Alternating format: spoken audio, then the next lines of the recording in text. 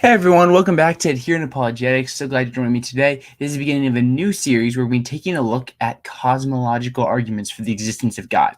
This video is going to provide you a brief history of cosmological arguments, and future videos are going to deal with things like types of cosmological arguments, objections, and go into a lot more detail about some of the thinkers that we're going to be talking about today. So without further ado, this is lecture number 1 of cosmological arguments, a brief history of a cosmological argument.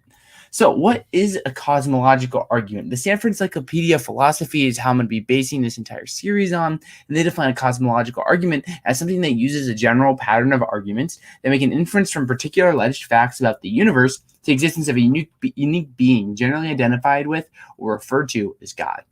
So the first person we're going to be looking at today is Plato.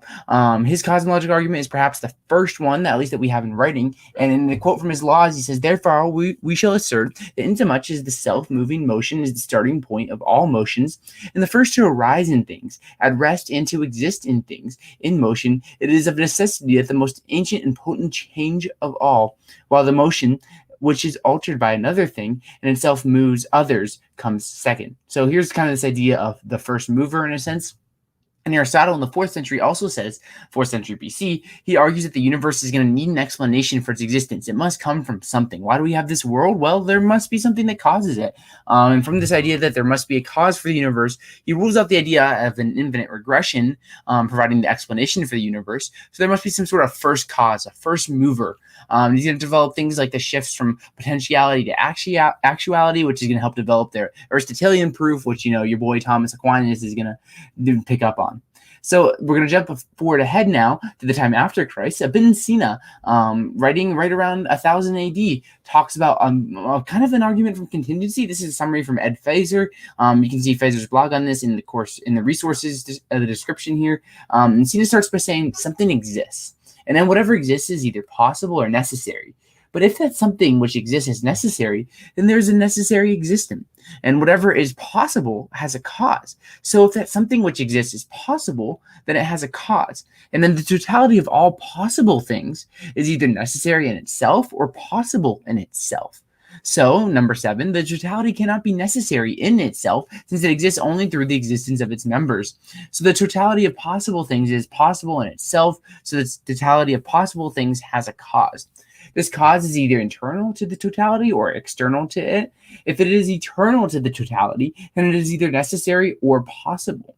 But number 12, it cannot in that case be necessary because the totality is comprised of possible things. And it also cannot be the case, and it also cannot be possible, since it is the cause of all possible things. It would in that case be its own cause, which would make it necessary and not possible after all, which is a contradiction. So the cause of the totality of possible things is not internal to that totality, but external to it. But if it is outside the totality of possible things, then it would be necessary. So there is a necessary existence. This is Ibn Sina in the 11th century giving a novel contingency argument. Alghazi, which I'm sure if you know William Lane Craig, you've probably heard of this guy. He develops a Kalam-style argument. So Craig quotes Alghazi saying, "Every being which begins has a cause for its beginning. Now the world is a being which begins, therefore it possesses a cause for its beginning." So Alghazi argues that the world is full of temporal things preceded by other temporal things.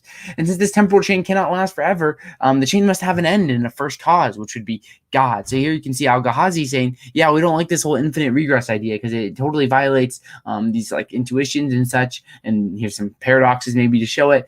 So there's got to be some sort of first cause. And this brings us to Thomas Aquinas. And if you're a Thomas, I'm sorry, you're probably going to think this guy's crazy for not representing Aquinas properly. But does anyone actually understand Aquinas? So Aquinas' first three ways are probably cosmological arguments. The first way says that there's a universe that is moved by something else, so there must be a first mover. The second way says that there's an efficient cause resulting in change for things. Every efficient cause has an efficient cause, and there cannot be an infinite chain of efficient causes, so there must be an immutable first cause, which would be God. And his third way, which is an argument for contingency, which is possible beings are capable of existing and not existing.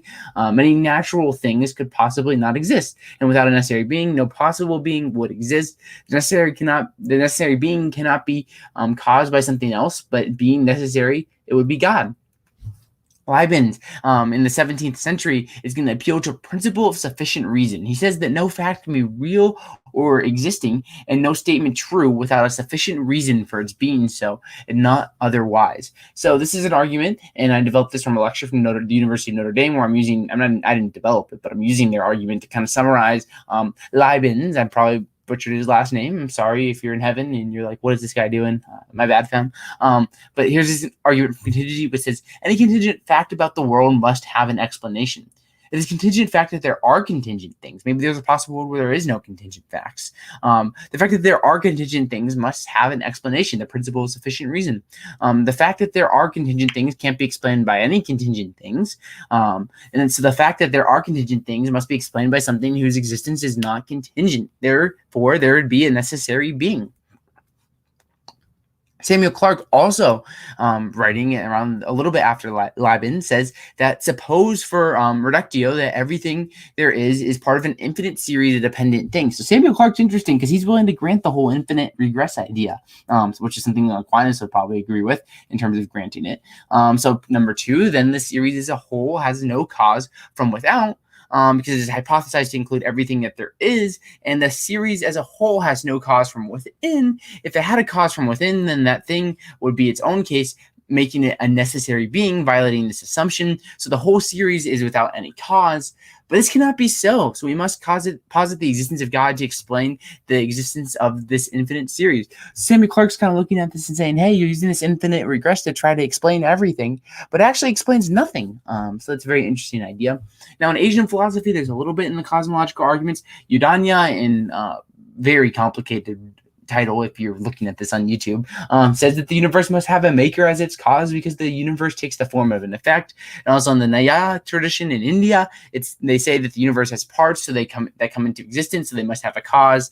Maybe there could be an infinite regress, but lacking such evidence, there must be a God that exists as a first cause. And you also deal with some of the objections to the cosmological arguments. It's just like, how can God cause a material universe if he's immaterial and disembodied?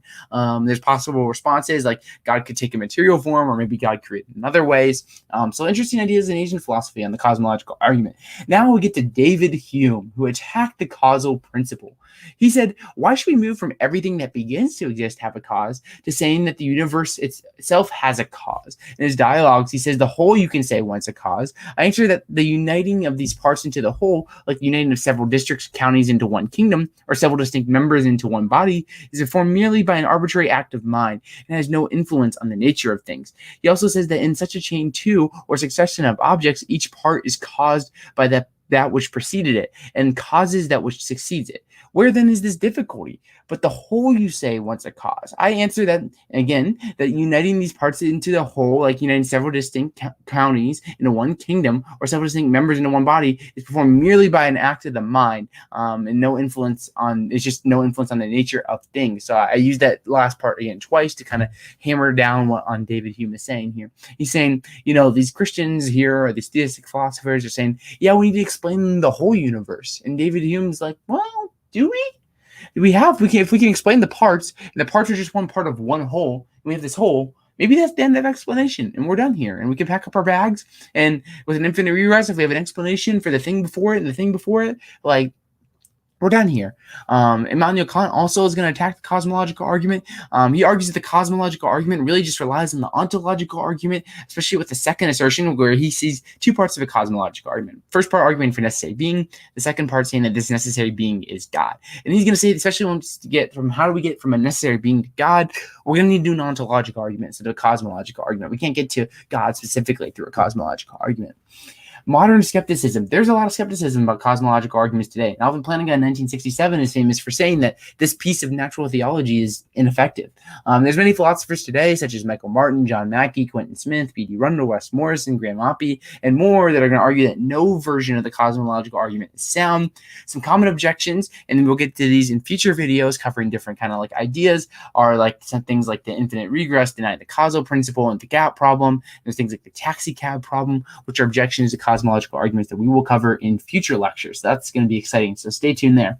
So let's get some of the more modern forms of the cosmological argument. We have Rob Coons, who's actually on our show to talk about this argument, where she first provides 5 kind of like premises. All parts of the necessary fact are themselves necessary. Every contingent fact is a wholly contingent part. If there's any contingent facts, there's a wholly contingent fact. If there are any contingent facts, they have a cause, and every contingent fact overlaps C. So his first conclusion is that if there are any contingent facts, then C has a cause that is a necessary fact.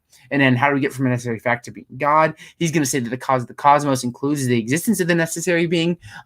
God is not a mere composite or aggregate object. God has all the basic attributes by necessity. All the parts of God have all their attributes by necessity. God has only immeasurable attributes. God is not located in space or time.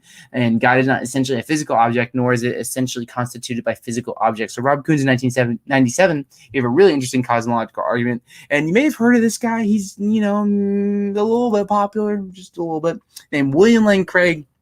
He developed or helped popularize the Kalam cosmological argument, which says whatever begins to exist has a cause. The universe began to exist, therefore the universe has a cause. And most people, like, that's a very simple form of the Kalam, but he can go further, and like his work with J.P. Moreland in 2009, where he says the universe has a cause, building off of the Kalam. If the universe has a cause, then an uncaused personal creator of the universe exists, who is without the universe, beginningless, changeless, immaterial, timeless, spaceless, and enormously powerful. And so he says, therefore an uncaused personal creator of the universe exists, who is beginningless, changeless, immaterial, timeless, spaceless, and enormously powerful. So Emmanuel Craig has made the Kalam a pretty big deal. We got our guy Alex Pruss, pretty smart guy. He develops a form of contingency argument. This is from the Blackwell Companion of Natural Theology. He says that every contingent fact has an explanation. There's a contingent fact that includes all other contingent facts. Therefore, there's an explanation of this fact. This explanation must involve a necessary being, and this necessary being is God. Finally, Richard Swinburne also would reject deductive forms of the cosmological arguments, maybe siding with planning a little bit there, but he's going to say that inductively it holds weight as evidence for the existence of God. Swinburne, in The Existence of God, says there's quite a chance that if there is a God, he will make something of the finitude and complexity of a universe. It is very unlikely that a universe would exist uncaused, but rather more likely that God would exist uncaused. The existence of the universe can be made comprehensible if we suppose that it is brought about by God. So that's the history of cosmological arguments in a very short lecture form. But let's talk about the future. There's many great scholars working on this. You got Josh Rasmussen, Andrew Loki, Alex Malpass, Graham Oppie, all these people that are working and developing cosmological arguments, along with many other philosophers. It's really interesting where the history of cosmological arguments is maybe 50 years from now. So maybe if this video is still up, and maybe if more than like 10 people watch it, it'd be interesting to kind of be like, well, what's this old timer Zach's got to say about the cosmological argument now that we've debunked it or prove God through it 50 years from now. So thank you so much for watching this video. I hope you enjoyed it. If you're listening to this a few days in advance, hopefully we have the next video on cosmological arguments out. The second video is probably going to be on types of cosmological arguments. Please subscribe to the YouTube channel if you're listening via podcast. Also encourage you to subscribe. And if you enjoy the channel, please consider becoming a patron. Your support on patreon.com/herein apologetics means so much to me. So grateful for all you guys. We're about 85% of the way to our funding goal as I record this video, so you can join up for as little as $1 a month, and then you can also just be a yearly subscriber, so you pay your subscriber fee right now, and then you're done for a year, and you never hear about it for a year. So please consider becoming a patron. Have a good one, everyone, and God bless. Thank you for your time.